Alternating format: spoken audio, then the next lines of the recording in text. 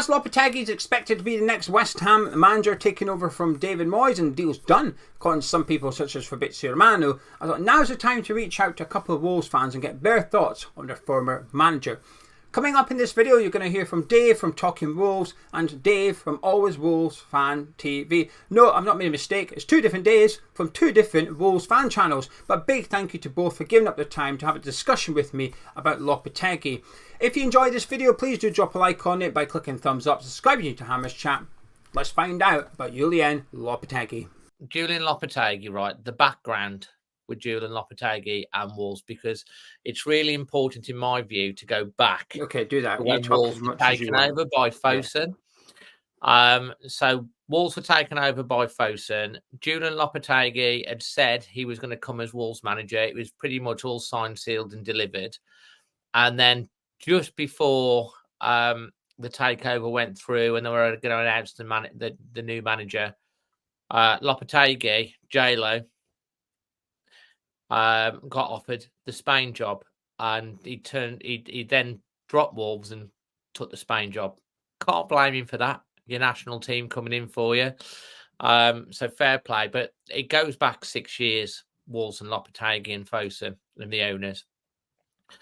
Obviously, you know, we then go through Walter Zenga and, you know, a few managers until we get Nuno. We have great times under Nuno Espirito Santo. The pandemic hits, you know, we've chopped and changed managers. Bruno Lage comes in. We're in real trouble that year that the World Cup was in the middle of the season. Wolves were in really, really poor form, had a very bad summer. I think the players were disenfranchised, and Wolves sacked Bruno Lage. The mid-season break, in some ways, the World Cup break, because it came early, kind of like helped. They were trying to get Lopetegui on board, and obviously his father was poorly, really, really poorly, and initially wasn't going to come. We then went in for Beale. Thank God we didn't got him. And then they went back for Lopetegui. His father was obviously feeling a lot better. All Wolves fans were very understanding about the situation with his dad. And he came to Wolves. Now he was on 3 times the salary that any other Wolves manager had ever been on. His entire team, from my understanding, combined package was about 10 million. There were some of his team that never even set foot in the UK. I don't know what they were doing really, but like, he came in, we were really happy to have him. This is a manager that, you know, his Sevilla team had knocked Wolves out in the quarterfinals of the Europa League. We were linked with him all them years ago. He was, you know, all before he went to the Spain manager, and he's come in. So we're chuffed. We're so glad that we've got him. And he comes in, says all the right things, really positive, and he gets Wolves out of the crap. Now, you know, obviously we were down the bottom at Christmas. Don't know whether we were bottom at Christmas or we were in, I can't remember now, but we were 7 points from safety. But obviously, bottom of Christmas, you know, the World Cup had all taken place.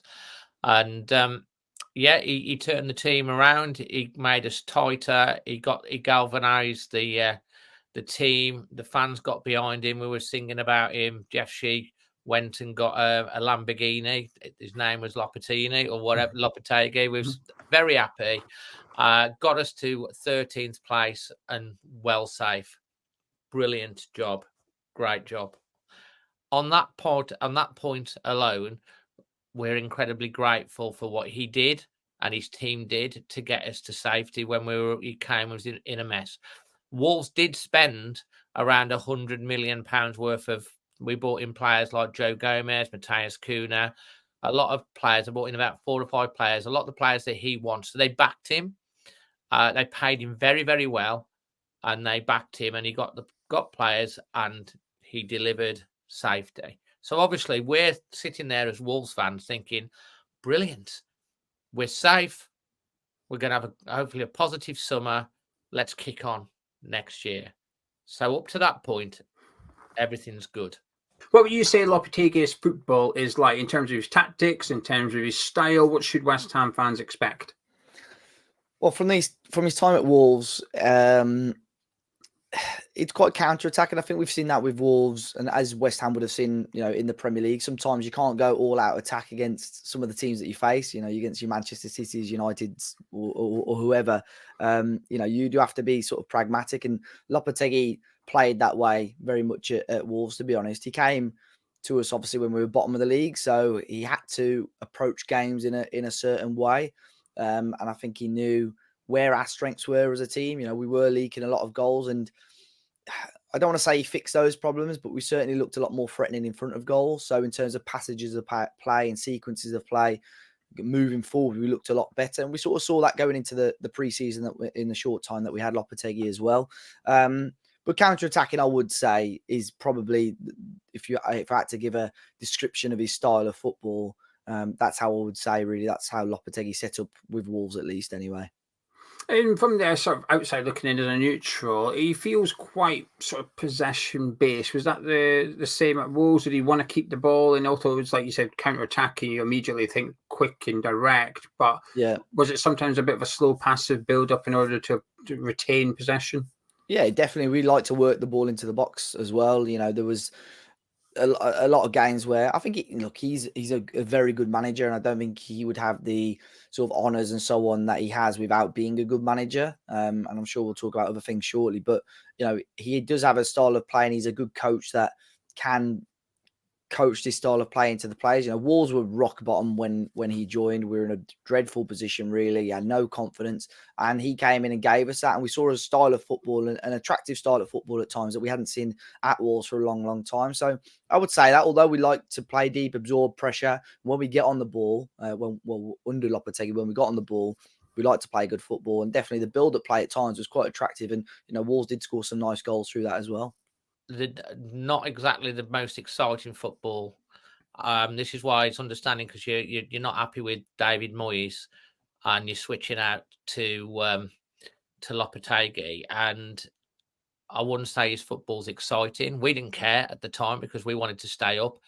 Probably the most exciting game that we had under him was we started really good. I think it was against Liverpool, and we won 3. We were 3 up in no time at all. But the rest of it, the football wasn't massively exciting.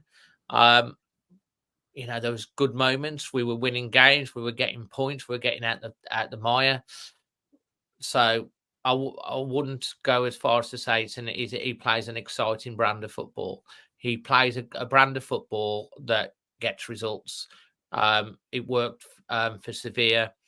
It obviously worked in a lot of other places that he went to. He will get results, but I don't see this exciting, expansive style of football. I would say it's more stoic. But that was the first year that we had. It might have improved in the second year and got better, but it wasn't massively exciting. But we didn't care. We were picking up points. We got safe, and that's all that was his brief to do, and he delivered it. So once you were out the bottom 3 and you started climbing the table, less pressure, did the football start to improve as well? No, the results went downhill. Went downhill very, very badly, actually, once we were safe. We got hammered 6-0 on the last day of the season by Arsenal. We weren't winning games. It was like the season had gone. It was like it felt like he was putting the team out to get absolutely destroyed, to prove a point that he needed extra players. It almost, from my point of view, and a lot of the fan base, kind of felt like he was hanging the team out to dry. And we weren't good towards the end of the season. Even though we were safe, the performances were not good, and we were being cut apart too easily. Not scoring. And let's face it, we didn't score a lot of goals.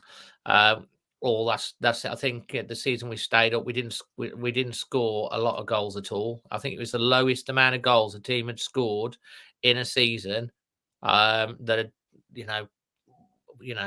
one of those. It wasn't great in terms of we didn't score a lot of goals at all. Goal scoring was a problem. Yeah, we didn't have a proper number 9. We still ain't this year really, but the performances didn't improve when the handbrake was taken off. In fact, they went the opposite way. I was going to say, was it enjoyable though? I guess you can describe any style of play how you want, but I guess the question at the end of it, as a fan, were you okay with what he served up? It was okay. Look, I'm not going to say it was the best football that I've seen ever at Molineux, but it was heading towards that direction after we had quite a bad time under Bruno Lage and Lopetegui came in. There were certain games where I thought, wow, this is we are playing some of the best football that we've seen since Nuno, really. So we had some games like that. There were some games which were the complete opposite, which I'm sure I'll touch on as well. But in terms of the style of football, yeah, there were encouraging signs, but the issue we had with Lopetegui, I would say, is just the lack of consistency. It was so inconsistent in terms of results. I think, as you would imagine, it's sort of the same for Wolves this season. It got to a certain point where we knew we were mathematically safe, or at least very close to being safe. And then we saw a big drop off in results, to be honest. But he ultimately came in to do a job. So I don't think style of football is on the top of my agenda, really. I just wanted us to stay in the Premier League. But Lopetegui gave us a bit of a mix of both. We saw some great goals, some great wins, picked up some big results at Molineux, especially under Lopetegui. But like I said, towards the end of the season, that's when the style of football results dropped down drastically. But going into the pre-season, there were certain passages of play that I started to notice a lot more during those pre-season games that we hadn't seen at Wolves for a long time in terms of creating chances to score goals. And it worked out quite well. And obviously I'll never know, but I would have been intrigued to see how that implemented into the Premier League this year if he was still Wolves head coach. In this passage of play you've seen, which you thought were positive and you were looking forward to, and what you've seen in pre-season that never came to anything, what was it? What did you see? What were you liking? Just saw it a lot more where the wingers and he used the players that were quality and quick on the ball, using the wingers, getting down to the byline a lot quicker, and rather than just sort of being quite direct, just trying to, like I said earlier, sort of working the ball into the box, but quick counters. You could probably see it. There was a game. If you go onto if anyone's interested, you go onto the Wolves YouTube from pre-season. There was a couple of the early games, Porto that we beat, and there was one other game. We got the ball really quickly down the wings, and then the players would like almost get down to the byline, but then start running towards goal and just playing these balls across the face of goal, which as a defender were very hard. They are hard to defend, and I think he noticed that. Like we haven't necessarily got someone that is aerially dominant, so we can't be swinging the ball into the area as such or going quite direct. And it was just using our quality, and that's what I think I found under Cunha and Neto. I think it's pretty obvious that they were two of our best players, and Lopetegui was using that, to our advantage. So I know it's very hard you could win every game in pre-season and still get relegated next year, but I think we were seeing signs of attacking movements and attacking phases of play that we hadn't really seen previously under Lopetegui or even under Bruno Lage for a long time. So that was definitely positive. And I think Gary O'Neill is probably built on that because, we're still seeing some quality. And I don't want to disrespect Lopetegui too much because I have no doubt, without Lopetegui's pre-season, we would probably be in a worse position. He put them through their paces in pre-season. And I think that would have put us in a good position going into this year at least. You were averaging ever so slightly just over 1 goal per game. I think you scored 1 goal more than you played a game. Yeah. What was the reason for the lack of goals? Was it tactical? Was it personnel? Was it a combination of both? Why weren't you scoring much goals? You could say a mixture of both. I would probably, in respect to Lopetegui, I would probably lean towards personnel because you look at, this was an issue under Nuno in his last year. Ever since Raul Jimenez got injured, Nuno, we were awful that last year. Under Bruno Lage, he did an okay job that first season, but just couldn't score goals. And then the last season, it was the same, really. And under, obviously, couldn't really replace Raul Jimenez. And last year, we brought in Sasha Kalajdzic. Transfer window was shut, and he was out for 9 months. So we only really had Fabio Silva, who was out on loan as well at the time. Costa came in, and yeah, I mean, he was never ever going to be first choice, or if he was, he wasn't meant to be the first choice. And Lopetegui sort of had to stick with him, and he only got 1 league goal out of Diego Costa in the end. But I think his lack of mobility really, made life difficult for Wolves. Neto was only sort of just coming back from injury. Cunha, who I assume he had a big part in trying to sign, had come in, and although he's shown signs of quality, was still not the player that he is now, for argument's sake. So I would lean towards personnel, to be fair. To be fair to Lopetegui, I think he did a good job in terms of chance creation, but in terms of putting the chances away, he didn't really have the players there to do it, to be honest. Diego Costa come in, it was a panic buy really that we had to bring someone in as a striker. He did score a goal for us, and he scored as many goals as he had red cards, Diego Costa. But he always gave everything, I thought, for the team, and he scared opponents. So he did that job. Kuna was brand new into the league, and obviously the style of play that Lopetegui was playing didn't necessarily get the best out of Mateus Cunha. I feel like Gary O'Neill is getting more out the players than this year than Lopetegui. And don't forget, we lost a lot of players in the summer, and the football on the whole has been a lot better, and the excitement's been better at Molineux. Not so great in the last since we had all the injuries, but we've never. A lot of people wrote us off before the start of the season, you included, as being relegated, and we were never in any real danger of that at any point. When you signed your players in January, who was responsible for those? Was it Lopetegui? Was it Jorge Mendes? Someone else? Who made the decisions to bring in these players?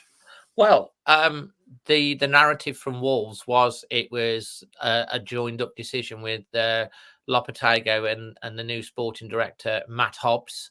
And they were joined up in their thinking. Lopetegui, I mean, Mateus Cunha was a lot of money, that was 40 something odd million that he wanted, and we went and got him.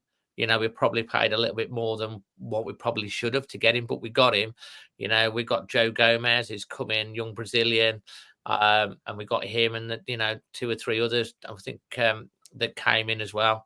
So that the money was spent. There was a lot of money spent, and they did back him, and they obviously took money from the summer transfer kitty and brought it forward to January and spent the money. How much influence did he have on actual transfers? What you said about how he needs to have a conversation is interesting and somewhat worrying a little bit as a West Ham fan. But in terms of who decided to bring in the certain players at Wolves, where do you think that came from?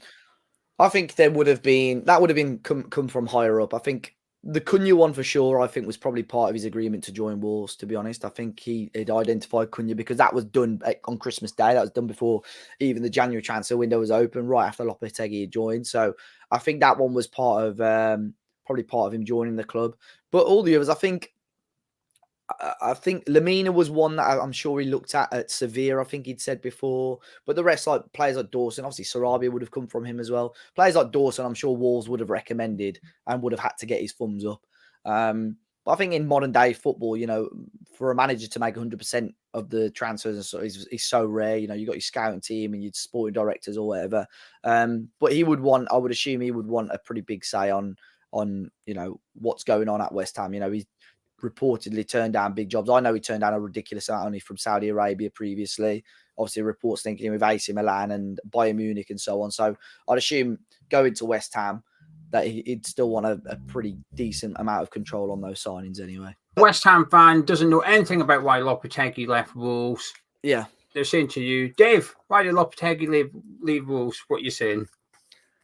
If I'm honest, I appreciate both sides of this situation, but I've lent, probably ever since it happened, I've lent more towards the club on this situation.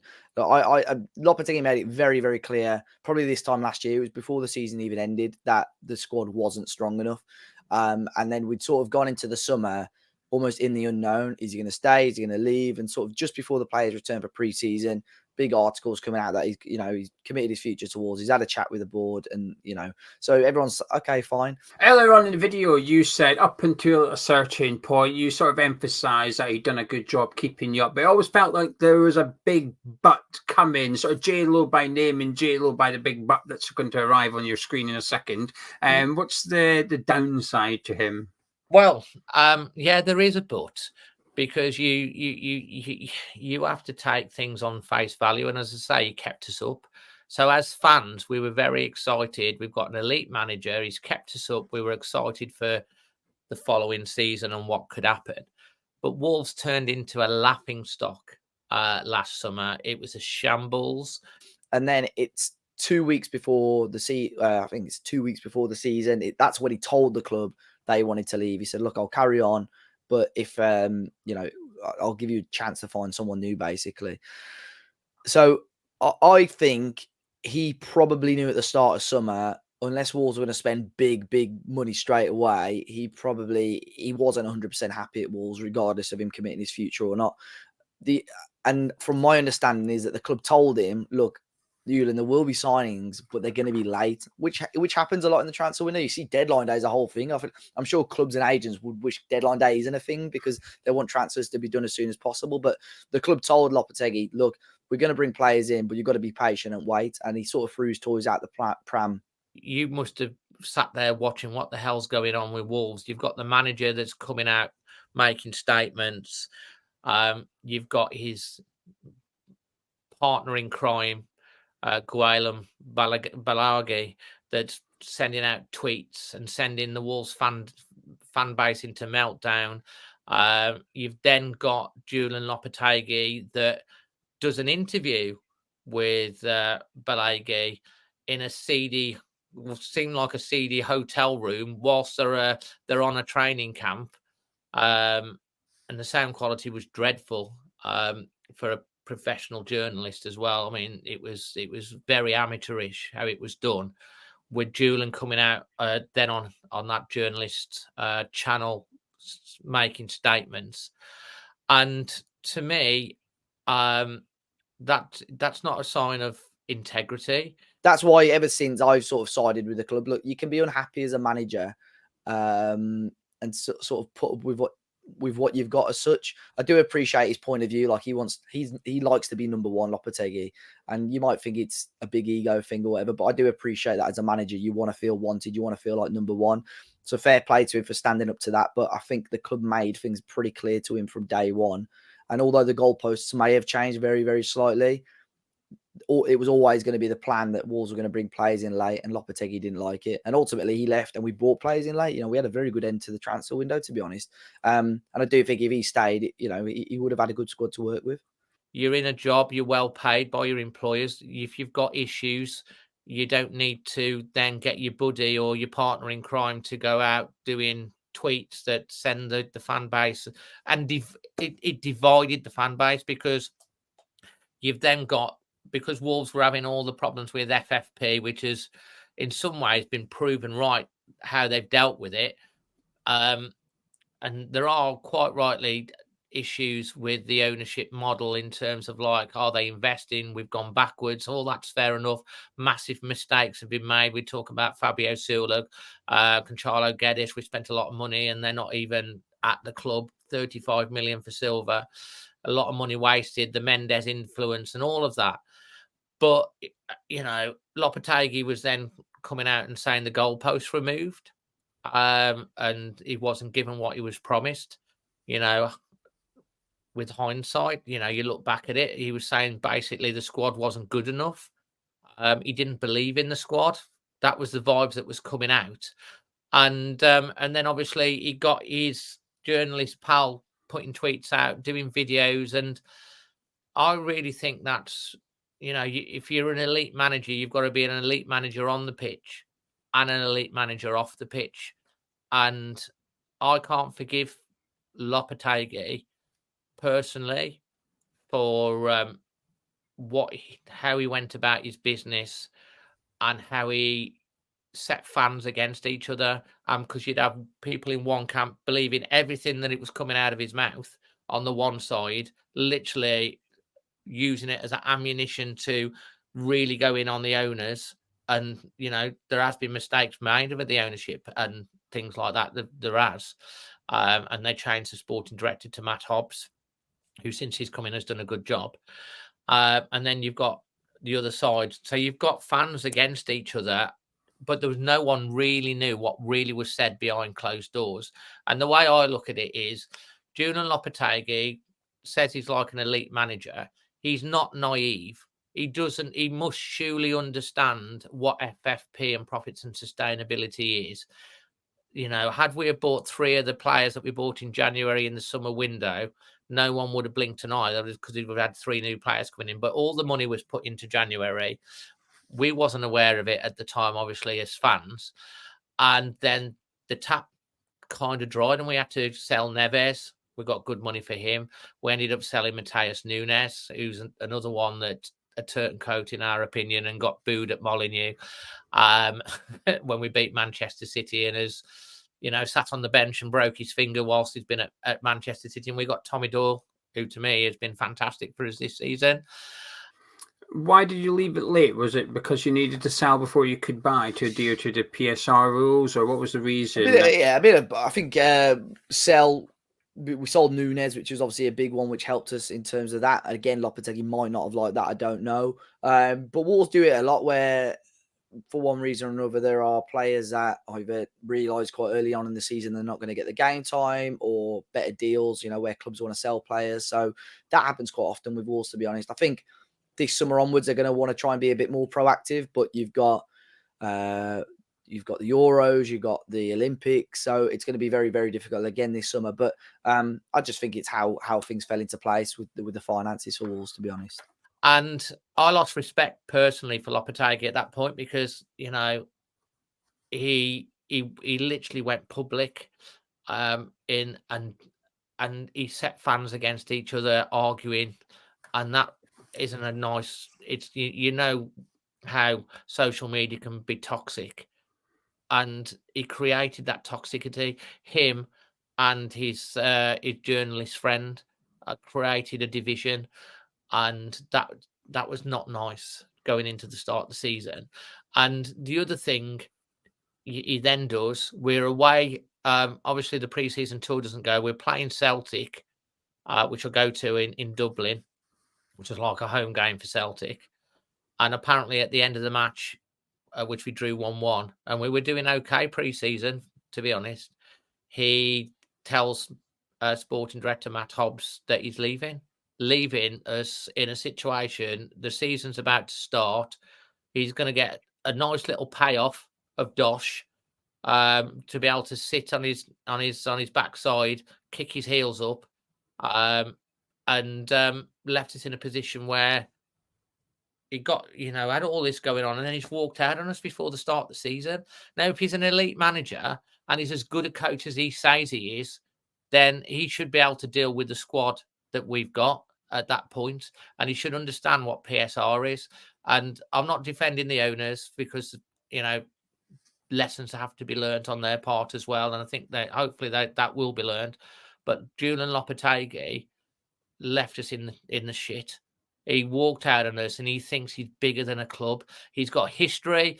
He made a deal with Wolves to come 6 years ago.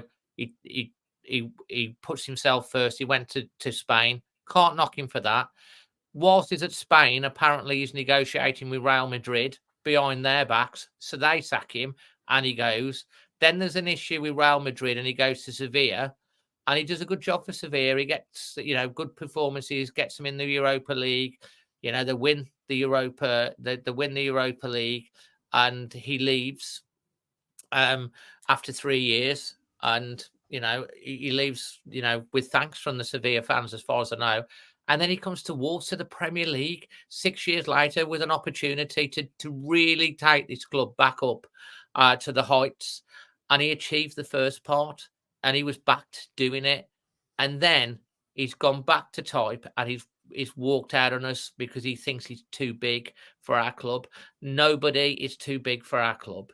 And that's what I don't like. Personally, that's what I don't like. Nobody's bigger than the clubs. The club is the fans. The players will change. The managers will change. The owners might change. The board might change. But the fans are the one consistent. And he divided the fan base and put fans against each other. And that's what I can't forgive him for. And Julian Lopetegui will always put Julian Lopetegui first. That's my opinion. Right, we've got some questions from subscribers for you. A couple of questions, nothing too difficult, don't worry. Does Lopetegui have a plan B and plan C, and does he implement them during the games? Yeah, so we saw him try different things for Wolves. The plan, he has plans, but to say that they don't necessarily work, in my honest opinion. I think with West Ham, he should have, at Wolves, he never had a full, bar last year, he never had a full pre-season before actually taking the team on for the season. So I think with West Ham, it could be very different. But for Wolves, We played predominantly like a 4-2-3-1 type system, 4-3-3. But every now and then, if that didn't work, I think the first game we played, he switched at halftime. He was in Everton just after Christmas. He switched at halftime to a back five, and it like somehow it worked. We scored straight away off it. We're like, okay, fine. If this is in-game management's going to be like this, then it'll be interesting. But ever since that, the once or twice where it worked, where he'd switch system, like the 60th minute for argument's sake, and we saw out games that way. But we played Forest in the cup, and he started with a back five, and it was absolutely awful. But you could see after about 15, 20 minutes, it wasn't going to work. But it was strange because the players that he'd started, he could so easily switch to a back four. Like he had a fullback playing at centre back. They could have pushed him to the fullback and one of the fullbacks higher up. Like he could have switched it and he stuck to it. So he was quite stubborn with that as such. So I think he will have plan A, and, plan B and plan C for argument's sake. But to be honest, at Wolves, I can't give you a fantastic experience. I'm not going to say bad because it did work at times. But I'd be confident as a West Ham fan that he would have much better plan and strategy in place going into a new season. I'm going to pick up on something you said there. Perhaps you didn't mean it, but you said he'd often change it to see games out. So does that mean that it was usually when you were winning and you wanted to perhaps tighten things up and see out the win rather than you're losing or you're drawing and you want to change it to go on and create goals? Yeah, so the Everton one was strange because we were one. It was at 1-1 at the time, and he switched the system to a back five. Now I think that was again not necessarily being negative. That was him changing the system to suit the personnel that we had basically on the pitch. But at the same time, he did it so we had a back three and his wing backs could play a lot higher forward. So it worked perfectly because we scored late on the counter with one of our wing backs, Aït-Nouri, scoring the winner. So people were thinking, well, sound, that's worked fine. And if we've got that was the first game. So if we've got the flexibility of being able to do that, then great. Like I said, I think he maybe tried to do it once or twice more, but didn't quite work out. But predominantly we saw the changing system, especially to a back five if we were winning games to help see games out. I'm not able to pinpoint off the top of my head those exact games, but I'm fairly certain that happened throughout his time at Wolves. He will be able to change his plans during the games. But as I say, it wasn't exactly exciting football. Chris says, which players improved under Lopetegui because of Lopetegui?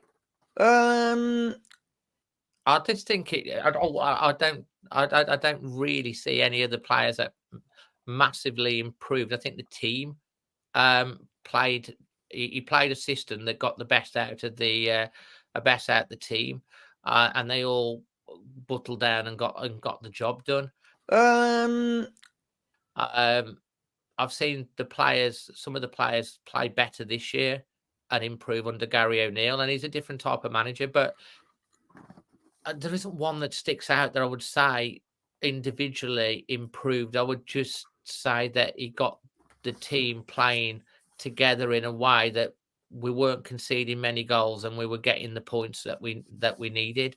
And having the outlets like Joe Gomez in winning the ball, and Cunez and all of those coming in certainly helped the team. So the players that came in helped strengthen the team.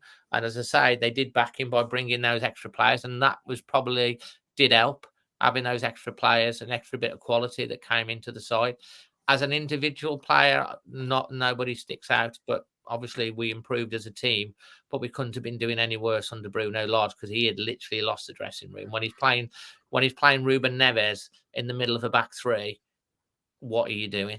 So I think the best players under Lopetegui, funnily enough, were the players that were brought in his first transfer window. And again, I don't know necessarily the thing with Lopetegui was that I know before we signed anyone, he had to talk to them personally. A lot of it was on Zoom or like a phone call beforehand, and then they would sign. So they had to, at Wolves at least, they had to get his seal of approval before signing.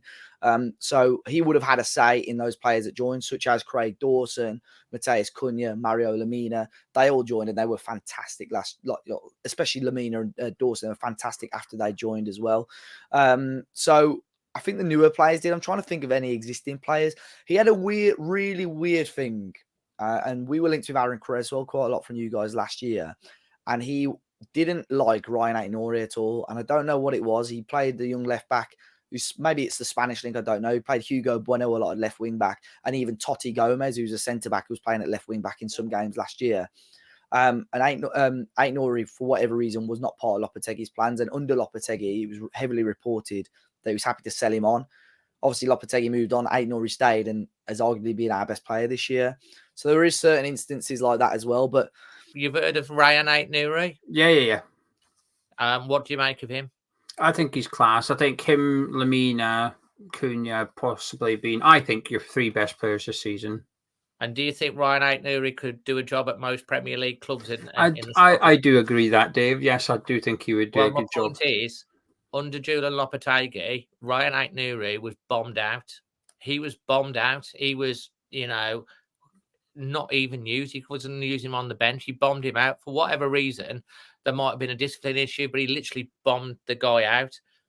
Gary O'Neill's come in, different type of manager, and he's flourished, and he's been one of our best players this year. You can see the talent. This is an elite manager who's bombed out a guy with so much ability and talent that can help the team, and he's not played him. I don't know what that says about him. Discipline, you got to have whatever's happened, but I see a player this year with Ryan Aït-Nouri that's reinvigorated, and you're seeing the player he could be, and he's now worth 50, 60 million. But last year, if it had gone in the summer, we might have got 5 or 10. Yeah. So that's what I'm saying. It's like, what's his style of management? What's he like in the dressing room? Because the players, from all the vibes that I've had and from the understanding that I've had, are so much happier playing under Gary O'Neill than under Lopetegui. And I think it might be a bit of a Mourinho type of manager, personally. In terms of direct improvements, I can't think of any off the top of my head other than, to be fair, to the guys that he brought in. So I think he's got an eye for talent, and I don't know if you've got a question about that, but in terms of his sort of experience previously, he's been at Spain, Real Madrid, although they were sort of short-lived. He's managed at youth level at Real Madrid B and the youth levels at Spain. He's got very good connections with certain players that have played at a very, very good level. We signed Pablo Sarabia for argument's sake as well. So he's got good connections, and he's part of the Jorge Mendes, regime as well. So he's got a lot of people there, and I'm sure he's got a black book of signings that he can maybe have for West Ham when he officially joins. Would you swap him for Gary O'Neill right now? No, but that's mainly because of what's gone on previously. If there was a decision now, if what happened last year hadn't happened and he hadn't joined Wolves for argument's sake, my answer would probably be a little bit different. But because of what he's done previously, I'm very happy with Gary O'Neill and the job that he's done. So happy enough to keep Gary O'Neill at Wolves. No, I would not. Gary O'Neill, he's got a lot to learn. He's still a very young manager. He's making mistakes. When he came into Wolves, it was we were very underwhelmed, shall we say, and didn't know a lot about him. Didn't seem to have people. The PE teacher looked a very grey type of person. He's got more about him. He's got personality. He's got a team that want to play for him, and we've been struck by injuries, and he needs backing in the summer. He's a young manager. He's an English manager. His stock's very high, especially after he went onto Monday Night Football and he did that analysis. He's a very clever, astute manager. He's a young manager that's make mistakes, but it's a big opportunity for Wolves. And where J-Lo could have had that, it's like a bit of bullseye.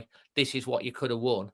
He could have had all of that if he'd have believed, but he didn't, and he had a strop, and he walked out. And if you're an elite manager, you should be able to manage with what you've got. And Gary O'Neill has proved that with what we had, the team was good enough and more than good enough if you could get the team playing in a way. And I really hope, obviously, that in the summer we have a good summer in terms of the transfer windows. Might lose one or two, but the squad needs depth. And then don't forget, Gary O'Neill came in with 3 days before the start of the season. 3 days. He didn't even have a pre-season. Didn't have a pre-season. And this was a team that wasn't deemed good enough. He got us to, well, the worst we're going to finish is 14th. We're suffering a little bit at the end of the season now because of the small squad, but he's done a good job. Is he an upgrade on David Moyes? See, the whole David Moyes thing is interesting because obviously I don't watch West Ham, every single week, so I can't comment too much, and it's hard in terms of league position. Obviously, David Moyes has done a fantastic job for West Ham, but in terms of quality of football, I understand that's the issue. I would say Lopetegui's quality of football and what he wants to do with a football club is probably better than what David Moyes is doing currently. But that's not going to guarantee that Lopetegui is going to be challenging for Europe again. So I am intrigued, but I think West Ham do need to be patient because after 6 months, you could easily be maybe 12th, 13th, 14th of the league. You've just got to be patient with him. But if you do get into European football, he's got a fantastic record in Europe. So, I would be, as a West Ham fan, I would be excited. Like, even if you qualify for Europe, I don't know how close it is at the moment, but if you qualify for Europe again, I think it could be a good year again next year for West Ham.